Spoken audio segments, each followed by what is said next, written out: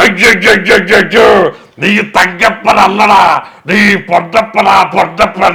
ഓ ഇവന്റെ കാല് തള്ളി തള്ളി ഒടിക്കണ. ഓ എന്റെ കാലല്ലടാ ചെറ്റേ. അയ്യോ മൈക്ക് വേണ്ടല്ലേ? മൈക്ക് വേണ്ട, മൈക്ക് ചിലപ്പോ അടിച്ചു പോകാൻ സാധ്യതയുണ്ട്. പിന്നെ ചെയ്തിരുന്നത് മാമുക്കോയായിരുന്നു ചെയ്തിരുന്നത്. മാമുക്കോയ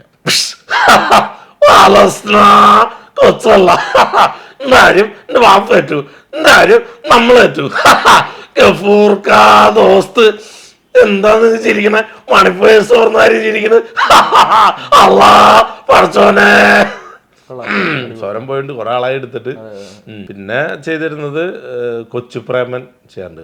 ഗൗരിക്കുഞ്ഞെ ആരാണ് ഇവിടെ സിമ്പൽ അടിച്ച്? മഹാരാജാവിന്റെ കയ്യിൽ നിന്നും പുട്ടും കടല് മേടിച്ചിട്ടുള്ള തറവട്ടാരാണ് കേട്ടു. തൊട്ടില്ല. കുറെ ശബ്ദങ്ങളല്ലേ. പിന്നെ മ്യൂസിക്കുകൾ കുറെ ചെയ്തിരുന്നു ഞാൻ. മ്യൂസിക്കുകൾ പണ്ടെന്ന് പറഞ്ഞാൽ മിമിക്സ് ഗാനമേളയാളുണ്ട്. യഥാർത്ഥ മിമിക്രി അതാണല്ലോ.